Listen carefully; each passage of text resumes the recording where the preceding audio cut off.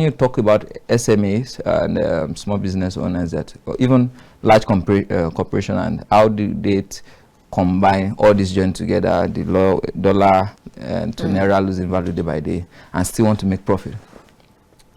So this is where it now comes to, there are things you can change on the inside. Okay. Definitely this have an effect, but since inception, things have always, there have never been a time where we always compare this with this. Yeah. But there have never been a time that people say, oh, this is a good time. It's until when the good time goes and you say, I know, we'll have preferred that to now. So still, even in the middle of all this, companies are still running. People are still making their profit regardless. So what is happening? So because there's an internal mechanism in every organization that if you, as a business owner, if you don't take cognizance of, it will be combining with the outside. So what are the internal things that you can control? So you want to look at your structure, you want to look at your system, you want to look at your staffing, you want to look at your standard. So these are things you can control within inside. What do you mean by structure? So for every organization, I say it regularly, structure creates flow. So for every organization, when you see an organization not growing, there are either two things: is that they don't have structure or little structure. So I call structure, when I examine any business, I segment it into three core functions, which are departmentalization. So structure can be termed as departmentalization of a business. So look at the production, the marketing, the delivery, and also the administration. Okay. So you see a lot of business, they have little or no this. So you see, so you know, there's this popular saying that okay, when we grow big, we will do this. But you don't grow big to manage where, you manage where to grow big.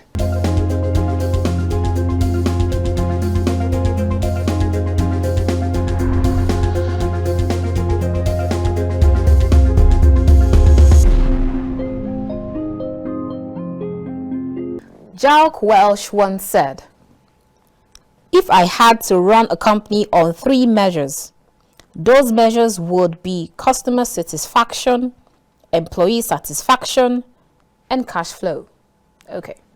My next quote will be from Sir Richard Branson. You remember Sir Richard Branson, the days of Nigeria, Virgin Nigeria or Virgin Atlantic, and then Nigeria, stuff like that. Anyways, he's an entrepreneur, and he once said, never take your eyes off the cash flow because it is the lifeblood of business. Absolutely spot on. My last quote will be from P.T. Barnum, who once said, money is a terrible master, but an excellent servant. Haven't we always heard that? Very warm greetings and welcome to The Conversation. We're reaching you from KAFTAN's television studio here in the nation's capital, Abuja. I am Annabelle Oji.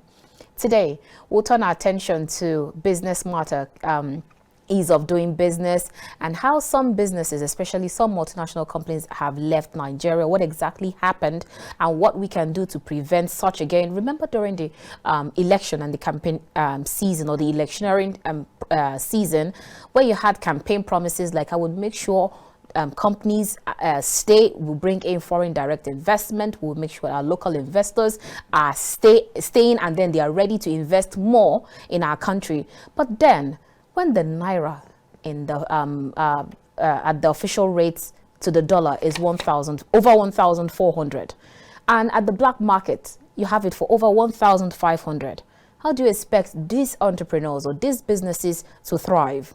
And then you go to other parts, when you pick up one particular item, in 5 minutes later, you go back to take that same item, they'll tell you it has already gone up. And what is the problem? Is it a security issue or dollar don't rise?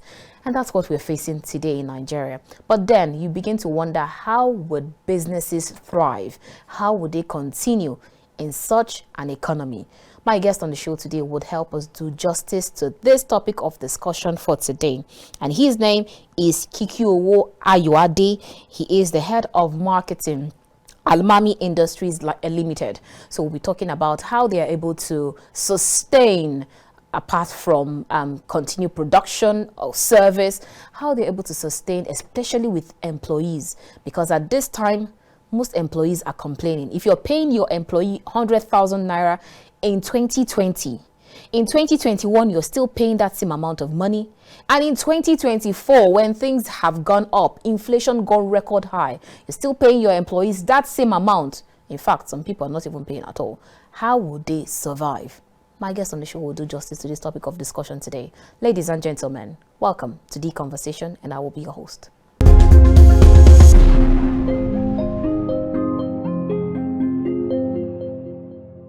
If you just joined us, this is The Conversation, reaching you from KAFTAN's television studio here in the nation's capital, Abuja. Now we'll go straight to our conversation for today, and my guest is Ayoade Kikiowo, who is the head of marketing at Almami Industries.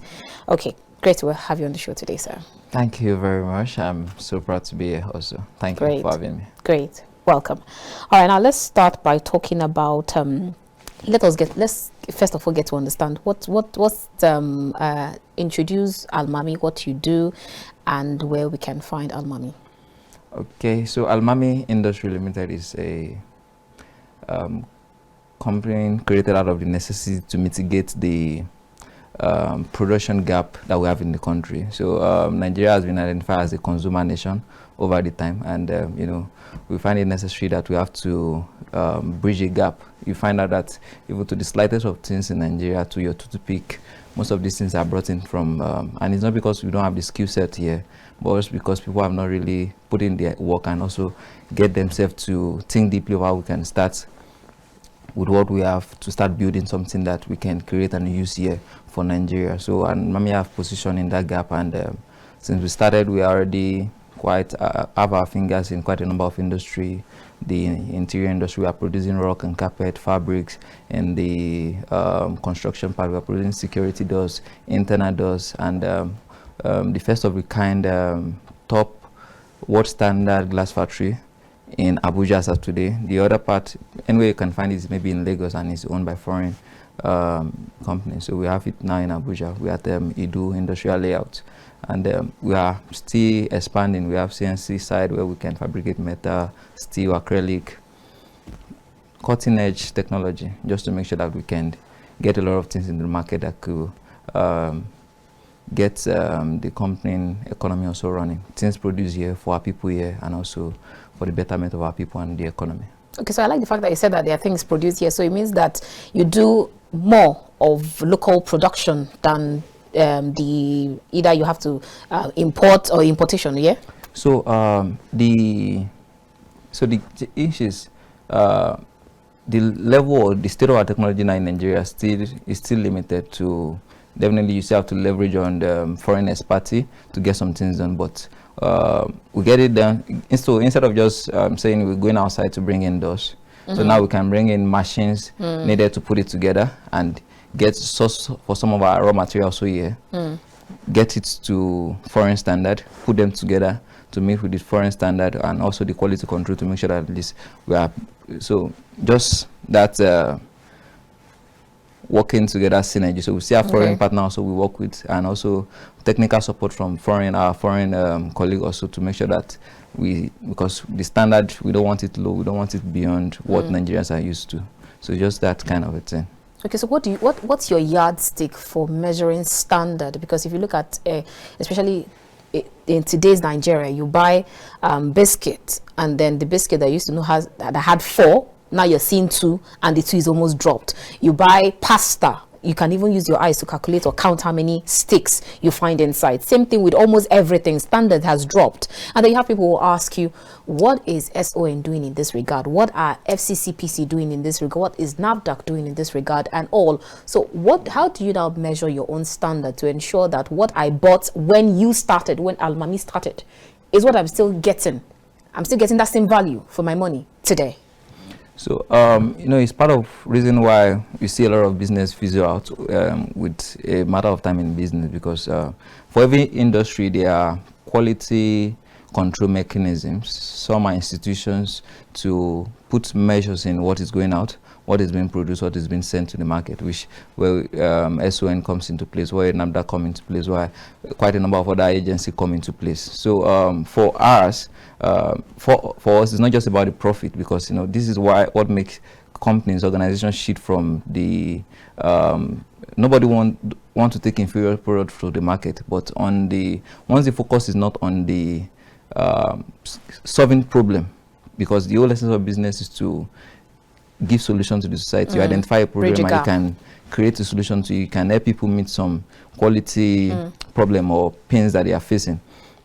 So once the focus shifts from that and the focus is on the money, so there's no how you not deviate from keeping to your standard operating procedure and making sure that your priority is quality. And also definitely the whole essence of business is also to generate profit, because if the business is not generating profit, there's no how you can keep yourself running. Definitely within the time we always fizzle out. So what we do at Almami is there's standard we measure ourselves into. There's what endures before we get into the business and into the business market.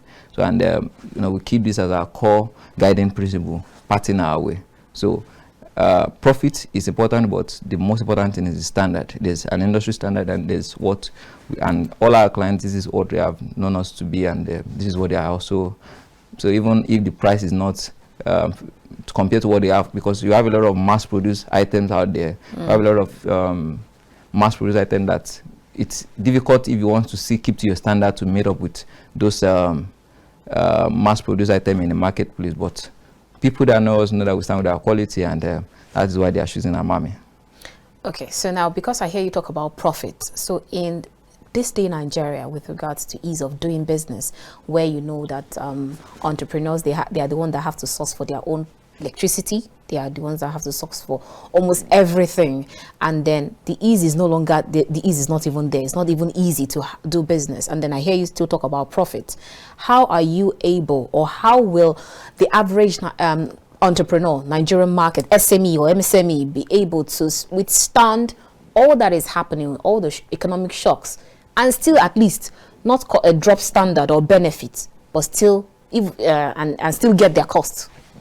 So in business, there are things that you can't control, and it's part of why we have businesses fail, and there are things you can control. So we have economic challenges, where we have policies that are against businesses. Day by day, those policies are made in the House of Representatives and in the Senate. Those you can't change. You can make your comments, you can make your contribution, you can protest, but you can't change it. You can't determine what happened in the Senate. There are infrastructural structures like the electricity you made mention of, which are things you can't change. Those are on the part of the government to provide. We have things like security that affect businesses, road transportation, moving your business to and fro. These are things that affect businesses.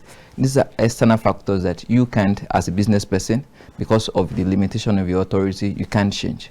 But there are things within your confine that you can change, which is still part of. So those factors I mentioned, I count it to be external factors which kill businesses, but there's little or nothing you can do about it. Which is why you see a lot of investors run away from countries where they have they don't have a stable economic structures and all these things. So these are factors when people are coming in to invest in a country, they look at the stability of some certainty.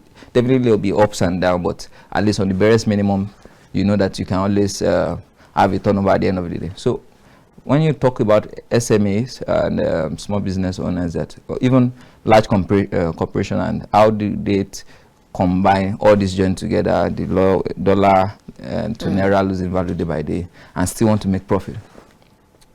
So this is where it now comes to, there are things you can change on the inside. Definitely this have an effect, but since inception, things have always, there have never been a time where we always compare this with this. But there have never been a time that people say, oh, this is a good time. It's until when the good time goes and you say, oh, no, we'll have preferred that to now.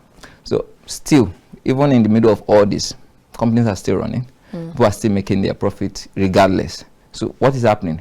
So because there's an internal mechanism in every organization that if you, as a business owner, if you don't take cost off, it will be combining with the outside. So what are the internal things that you can control? So you want to look at your structure, you want to look at your system, you want to look at your staffing, you want to look at your standard. So these are things you can control within inside. What do you mean by structure? So for every organization, I say regularly, structure creates flow. So for every organization, when you see an organization not growing, either two things: is that they don't have structure or little structure. So I call structure, when I examine any business, I segment it into three core function, which are departmentalization. So structure can be termed as departmentalization of a business. So look at the production, the marketing, the delivery, and also the administration. Okay. So you see a lot of business, they have little or no this. So you see, so you know, there's this popular saying that okay, when we grow big, we will do this. But you don't grow big to manage well, you manage well to grow big. So if you want to wait till when the business get big before you can start putting all these things into compartmentalization and putting this structure in place, your business will never grow to that level. And that's why you see quite a number of businesses at structural level, they fail. So they call it solopreneur. So you have one person is the one in charge of marketing, is the one in charge of administration, is the one doing purchases, the delivery, sales. Is the one doing the production. You might start that way, but every business you see is a product of the brain. It started from the brain. So there's no it doesn't cost more to think big. So you just put in those structure, having that mindset, that structural planning from start, it helps you. So you know, the whole essence of saying you want to go into business is to have your freedom. You understand? So when you have a business that can't run without you, if you have a business that every time you will get overwhelmed at the end of the day. So the whole essence of starting the business, you will not get it because you'll be tied down with the business, you'll be overwhelmed every time with the business, time wasted, and you get frustrated quickly. And that is one of the reasons why business fail. You want to also look at the system. So system, I describe it as set of processes or actions, sequences that run day to day in a business. So you want to look at let's say marketing now, let's say production. A production in a business, so every one of us is in business of product. So is that we are selling service or we're selling a product or an idea? Yes. So either way you want to look at it. So there's a production part of every business. Okay. And you have to have a system, a sequence of operation in that production part. You want to go to your marketing, a sequence of operation in your marketing part. You have to go to delivery. What are the sequence? What are the actions? What are the tasks day by day to keep that department running? You want to go to your administration, record keeping, stock keeping, bookkeeping, you know, quite a number of things that sum up to be the administrative part of that business. Take a small business to even a kiosk system. If you have a good structure, it's just a matter of time that business will grow to be something big. Look at a lot of big corporations that we have today, people that have been dominating the market quite a number of time. When you take your time and dig into their biography, you see that many of them started very small, but at the back of their mind, there are people that have always have that mindset, because you don't grow big to manage well. You have to start from that beginning. And you know, once you have all this set, you want to look at your staffing, because you need people to run the system, you need people to run the department that you have put in place. But you know, I want to think that how can a small business still generating, still struggling to break even, bring in that number of staff? So you are not compared to bring them in. There are a series of ways you can, you know, put all these things into play. You might want to get people on part-time, you might want to get people on contract-based, freelance some part, even contract some part out, and even there are even software that could help you manage some things that could get the job done. You might want to, there are technologies in place that could do quite a number of things for you. All right. Because you know, these are the internal things that you can control as a business person.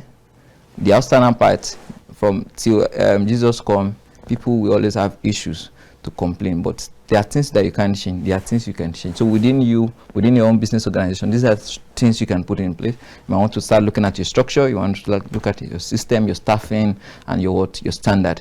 Okay. So I hear you talk about the organizational structure, and then I hear you still talk about how businesses have failed over time. Now let's bring example of some of these businesses that have left Nigeria. P&G, Procter & Gamble. We all grew up to know Procter & Gamble, and then I remember that time when we used to grow up, and they would tell you if you eat XYZ from Pringles, it means that they had so many misconceptions at the time.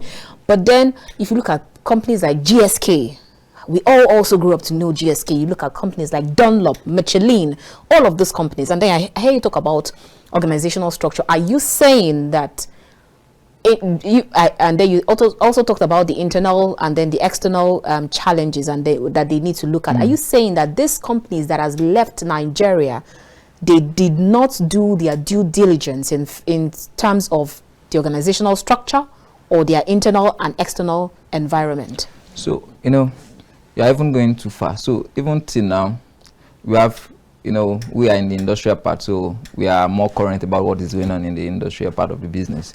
Day by day, we have companies, big organizations that many of you know quite a lot about, are selling off. So they want people to come and buy the old machinery because they've taken time. The cost of taking them back might even be very high, so they need people to just come buy it. And when we look at so the Fortune 500 organization, that everything looks big from the outside, but when you go inside and put on your entrepreneurship glass and look things in the business way, you see that most of the time it always looks big on the outside, but deep down people have not really there. So you see an organization very big, but at the end of the day, the whole bulk of operations still go around the table of one person. Okay. There's no business that can scale as a solopreneur. So I'm not saying that's the reason why many of them fail, but businesses fail because of all these factors that we have identified.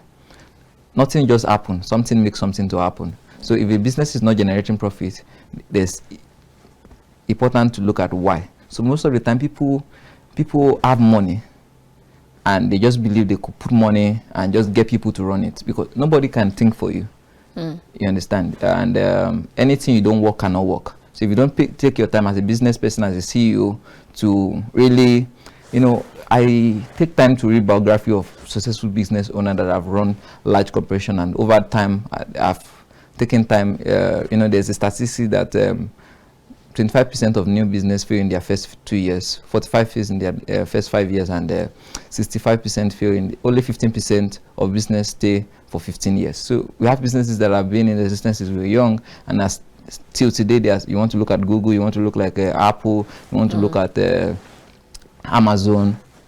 These are corporations that have been in existence way back, and up to now they're still running.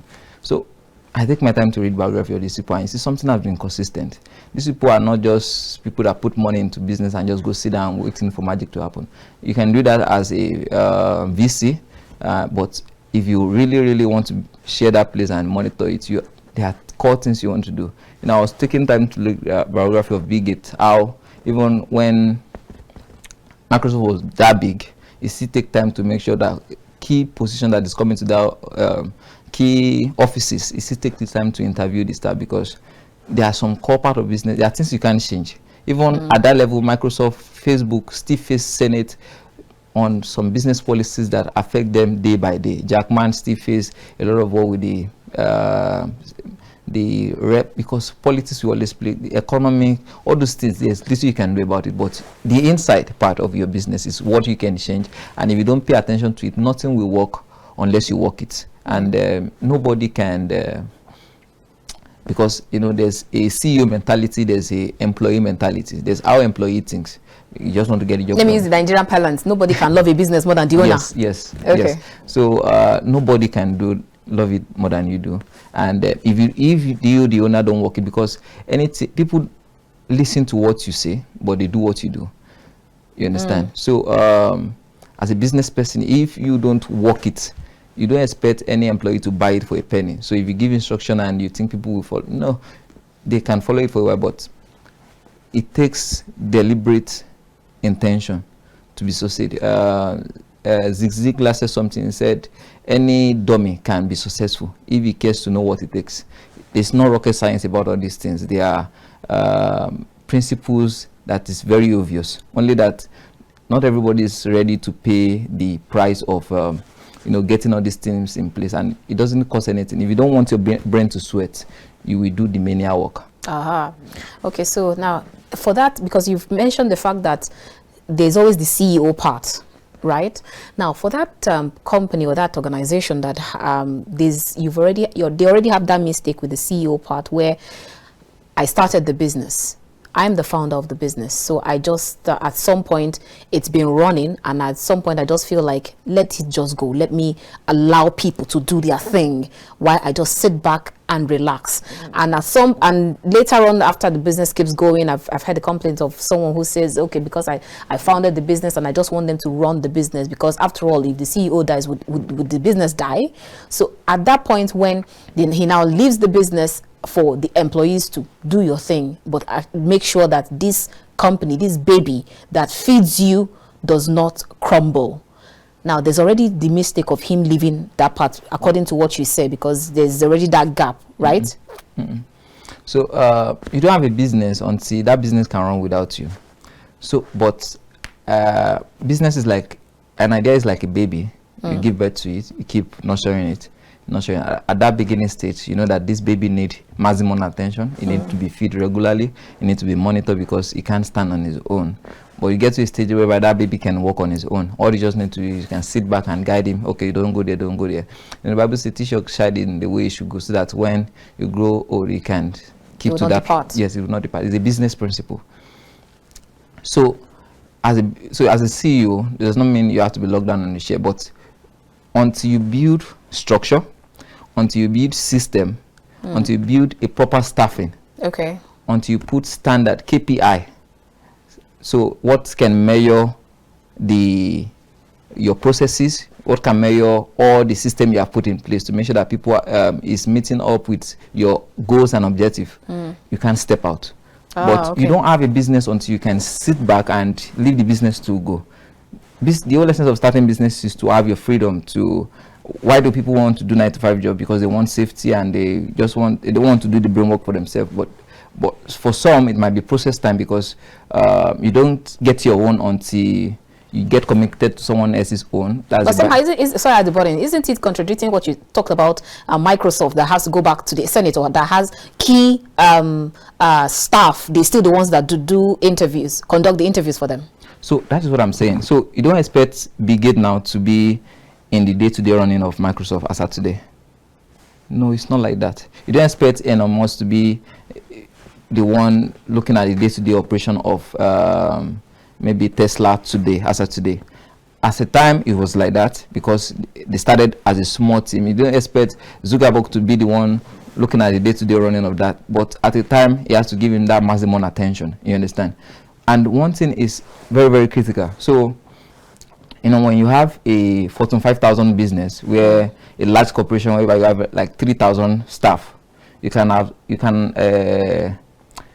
allow to have. There's not even how you can control it, whereby you don't have people bad-mouthing, people disloyal staff. You can't control it at that level. But when you are still, your business is still at that small level where you have 5 staff, you have 10 staff, you can't allow it, because at that level it's still at the baby stage, whereby it requires maximum attention. You can't allow any staff without integrity. You can't allow any staff without the skill set to get the job done, because you know, these are key. People employ sometimes based on emotion, based on these are, and then it affects at the long run. At the long run, so you start seeing people, because they don't have the competence to keep that office, they start playing politics to just sustain themselves, and you know, they want to do things in the organization just to find favor, and you know, start bad mouthing. And once the business get to that stage, at the early stage, you're already on your way to destruction. All right. Let's go on a quick break, and when we return, we'll continue this conversation with Kikiowo Ayoade. I'll see you after this time out. Join us again.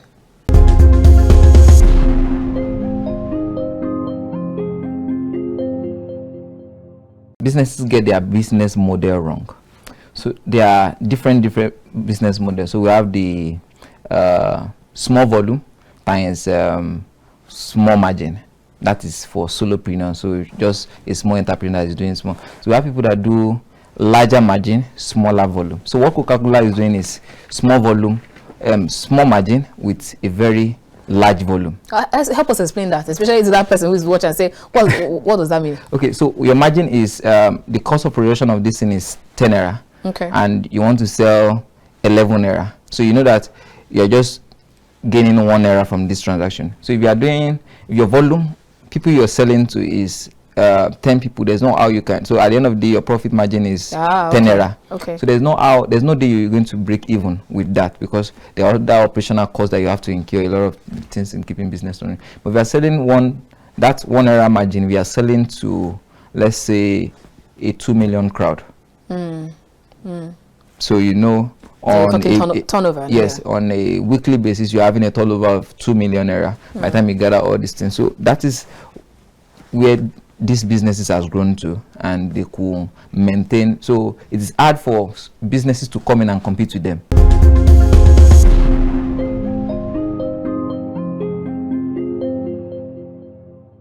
Welcome back. If you just joined us, this is The Conversation, reaching you from KAFTAN's television studio here in the nation's capital, Abuja. If you just joined us, you've actually missed out on the first part of the show, but then you can still join in the second part, as my guest on the show today is Kikiowo Ayoade, who is the head of marketing at Amami Industries. All right, before we went on that break, you've actually talked to us on how one can sustain their business and why businesses fail. But now let's come back home, bring it back home to Nigeria, especially with the rate at which dollar is rising. I know that it affects especially industries the more. You see manufacturing or Manufacturers Association of Nigeria complaining. You see manufacturers complaining here and there. Most people are shutting down their businesses. So if you have, especially for those who are manufacturing one thing or the other, either in a small scale or in a large scale, at such a time as this, how would they not just because I know that you have the part where you can just float, you have the part where you can swim, and then you have the part where they just sink. So at what point can they at least swim, if not so they don't sink? Okay, so when any business that has to do with importing, exportation, at this time is going to be very hard. And at the point we are that constrained, because at the time we're into majorly furnitures, so we just bring in furnitures from Turkey, Italy, and we just sell here, and get customs cleared, and you just make your own little margin, and you can push to the market. But doing that now is very hard, because by the time you bring it in, nobody. I haven't heard that custom duty. They're even looking at it again. Clearing is another part of it. So part of what creates push us to the point of starting our own door factory. Yeah, because we want to bring in a container. Maybe you can only load if they can load it very well, you can only load like 70 doors in a container to clear that custom. Looking at the overhead cost and your profit at the end of the day, very slim, and you understand the economic reality of the country. And we used to think that when we see those furnitures in those furniture houses, and then the amounts they put, we think that you guys are just slashing our necks anyhow. So, because what you go through even with custom alone, is a entire big deal on its own. So necessity is the mother of invention. So we are pushed to the world to start assembling here. Okay. So now we still leverage importation, but what we do is the key things that we know that manufacturing here might still be a bit hard, we just bring them in. So we don't bring in doors. So we want to bring in the door panel, the frames. There are wood that we can sort out here, cook here in Nigeria to meet with the standard over there, what is still coming in. So what we are bringing in, so by the time we load a container before that, we can load just 100 doors. Now, by the time we just bring in the raw materials, so the raw materials, we can load in a container 2,000 doors, 2,000 raw materials. So we're just bringing the leaves. The other things we can get outsourced it here in Nigeria. By that time, when we get here, we get our team, still the labor manpower is from here in Nigeria, so we are paying them in naira.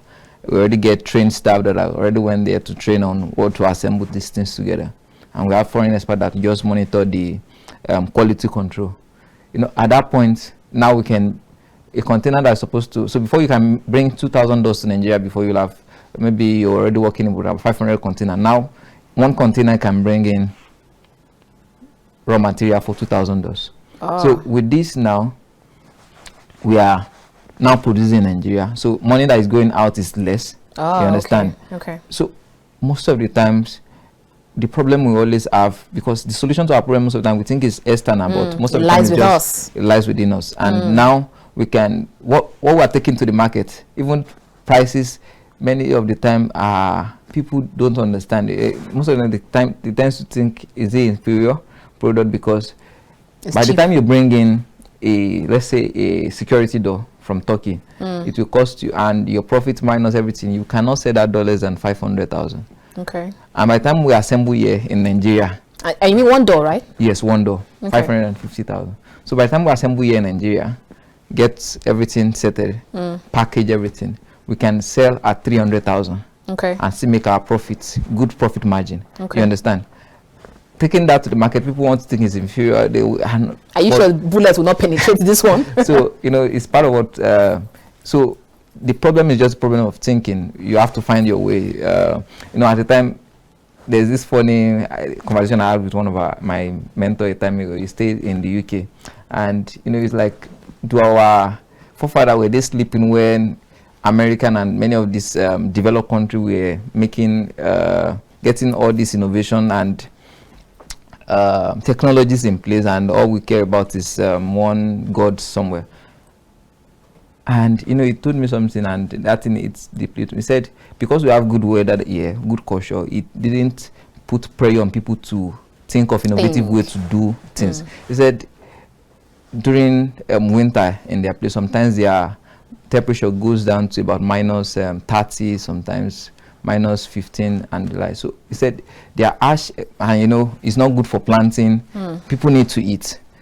That those ash condition, culture, weather that they don't have, place necessity on them to bring about innovations. So when we have bad times like this, you know, COVID came, nobody planned for it, but still, there are a lot of things that emanate from that experience. There are a lot of new businesses that rise up from that experience, because as an entrepreneur, when people see problem, what we see is a solution, because we know around that problem, you put on your entrepreneurship glass and deeply look at it, there is a solution that you can get out of it that can be of value to people and they can pay you for. That is our entrepreneurial thing. So definitely there will always be problem time to time, but when we think deeply, the solution is always around it. That is the example I gave to you about how we were able to go about the door business. And now we're staying in business. And what we're pushing to the market is nobody can meet up with the price, because all of them are bringing in. There's no how, before you do your custom clearance, cost of logistic here,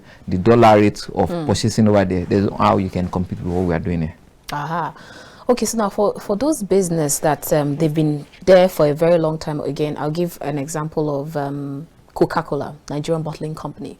They've been there over time, but then you find out that regardless, they're still not so expensive. They still run at least, no matter what, the average Nigerian can still buy a bottle of Coke and drink. So how are they able to meet, talking about use their SWOT analysis, their strength and weakness in terms of their internal capabilities and limitation, or then look at their opportunities and threats in terms of their external, and then still ensure that regardless, we're still in Nigeria, we're still, you go to travel abroad, you can still drink a bottle of Coke. I'm talking about, I'm looking at it in terms of just one Nigerian company that is saying that, how do you want me to deal? So how? You know, most of the time businesses get their business model wrong. So there are different business models. So we have the small volume times small margin.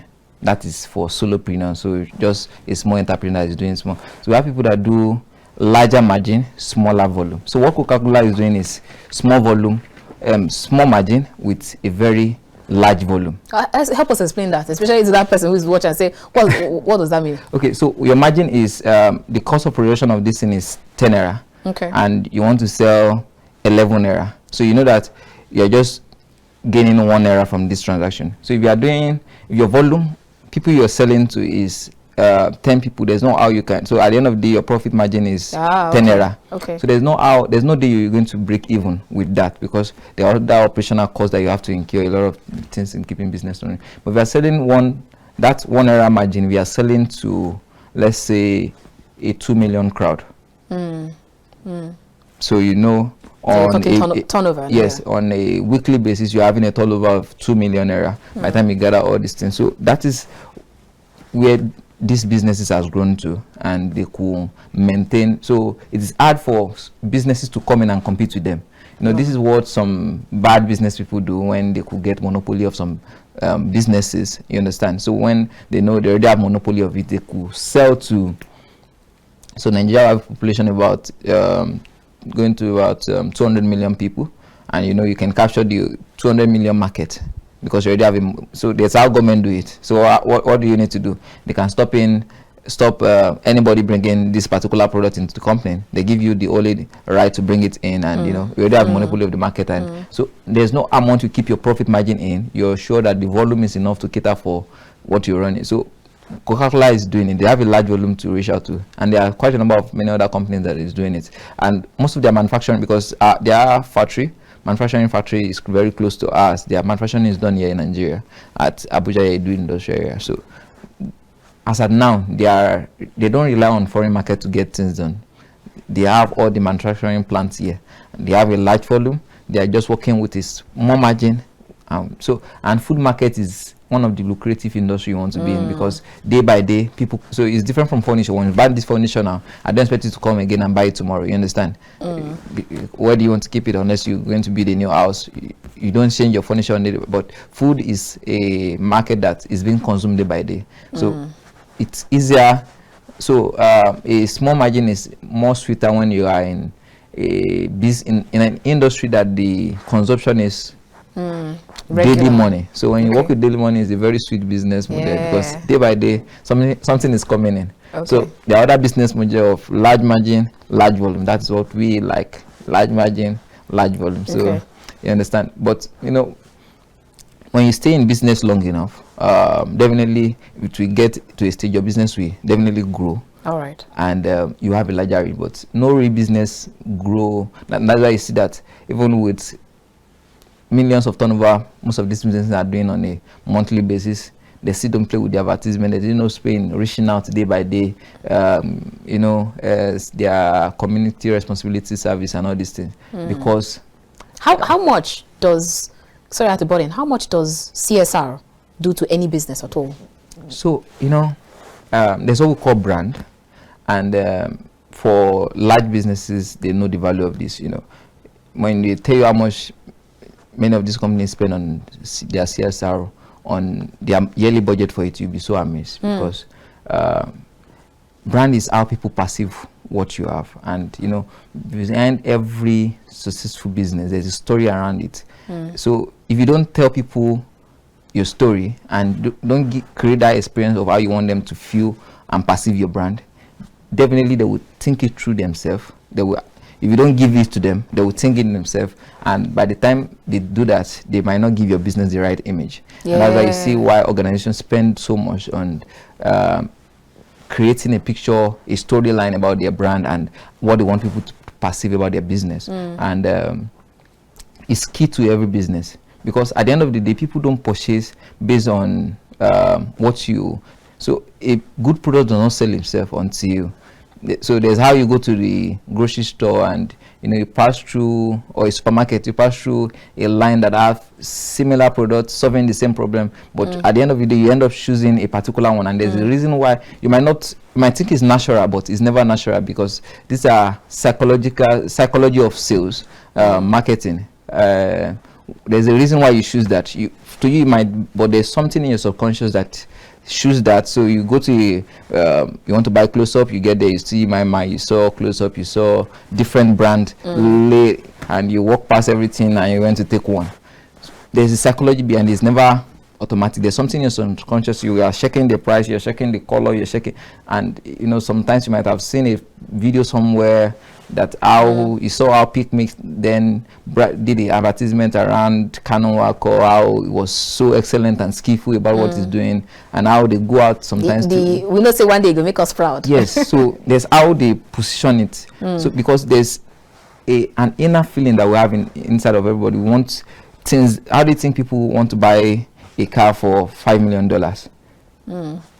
It's not different than when you buy one for $200. It moves. But there's this inner feeling, emotions that if we want to derive from, why do people use iPhone? Why do people use Apple? Not because nothing special. There are a lot of other smartphones that could have done the same thing you're doing, but there's a spirit behind it, there's a CSR behind it, there's a story that they have sold to people, there's how it makes people feel. Or maybe a culture around it. There's how when you hold it you feel maybe you were more superior to the other, but whether it's true or not, it's out there, and it's never it didn't happen automatically. Some people sat down, design it, and push it out to the market, and those things you can't achieve it until you pay key attention. So, but is it now valuable for small business? So, I was going to ask you that. So, as a marketer, would you advise a small business to go through that? So, there's a way to it. So, at your beginning level, so like I said earlier, when I said you don't grow big to start planning where, you plan where to grow big. So, you have to have those things in your. So there's a business forecast. So if you intend to go along or in your business, people do surface planning. Many people start business without the intention to go far. So they just think, let me just pump in this money, get a little profit, and sit back. Sometimes people don't tell it, but in their preparation and how they approach the business, you can see, no, this person is not really planning to go far, and it tells in your business. When you're going somewhere, that's how you wake up. So if you have a flight to catch tomorrow by 12 p.m., maybe traveling out of the country, definitely there's high tendency that by 5 a.m. you already wake up and just trying to check your luggage to be sure everything is well packed. There's how it's different from a Saturday morning. Maybe you don't have is your off day and you're not going to work. There's how. So anybody going somewhere, there's how it wakes up. It tells you how you approach your business. It tells you how even at that beginning stage you have to. So they are at low budget, because at that small level your business still needs much more attention, and definitely you might have a low capital to work with. So you want to make sure that, so there's what we call the Pareto principle, which is the 80-20 principle, that 20% of what brings in the money. So 80% of what we do in the business is not what brings in the money. So it's the 20% that brings in the money. So it applies to every part of our life. Is a economic principle that has been widely accepted. So at that minimum point, you want to make sure, after identifying the cost part of the business, you put it in place, the branding, the marketing, the production, and everything. So you want to make sure that at that point, what you're spending the 80% of the money, the capital you have on, should be on the what is really shifting the needle and bringing in the income. Because without profit, you can't keep in business. You don't want to run a business that you have to start praying to pay your staff at the end of the day when you are not shammed. All right, so we'll definitely, before we round up the program, I've seen I've gotten so many social media comments, and then someone was asking about, most people are always asking about what businesses I can start with. So in fact, I saw one that said, what kind of business can I start with 50K? And I'm like, in my mind, in this day Nigeria, but anyways, we'll get an analyst to help them to analyze that later. So that we'll talk about that later. But then let's speak to us about the importance of merging. Either you're doing a merger, or you want to like an integration, or like I'm into, say, fashion business, and then I want to bring in a cameraman or something different from what I do, or something even related to what I do. And then some people will say, okay, because it's not working, let me just diversify and just leave this my fashion business and then just go straight into something completely different. So speak to us about how important it is, especially in this day in Nigeria. So there are 4 stages of value.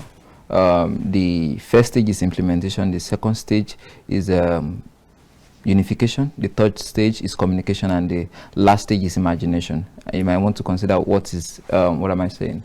For every business you are in, or any business you want to start, they're in these 4 levels, and depending on the level you're working in, it determines what you're getting in the business. So it is important for business to always have intention and put in practical and intentional plan to always move to the upper levels of value, because the higher you move on these 4 levels, the more money you can make and the more free time you can have for yourself. So I will take for the fashion business you talk about as an example. So the fashion business is so depending on if it's the regular fashion business in Nigeria, so most likely you are working on the first level of value, which is implementation. Implementation is when you work with both your with your power. So we work with your hand, labor, and time, because those are the two functions you are working with. So definitely you give you want to make this suit for me now. This suit, you don't make it in, let's say, I don't know how long it takes to make suit, but let's assume maybe 1 hour. You can make a full suit in 1 hour. And let's say in a day, that means you can't make more than, you have to sleep for 8 hours, you have to rest maybe 2 hours. So in a day, you can't make more than 14 suits or 12 suits or thereabout. So there's a limit when you're working at implementation level on what you can make in your business. Because success is a spiritual outcome. But when you join time is a limited commodity. Energy, which is what you put in, you have to press the machine, cut, you're using your energy, is a limited resources, because definitely you get tired. So when you're working with energy and time, you can't have a spiritual outcome, which is real-time success. So you want to look at how you can start. So unification is when you go to an organization, you see most of the people that does the real work get lesser pay. So you see the manager that oversee. So these are just people that are put to oversee people working in the implementation level to get the job done. You understand? They get a little pay higher than people really getting the job done, because they're also using a spiritual. Because when you control people, when you work with human being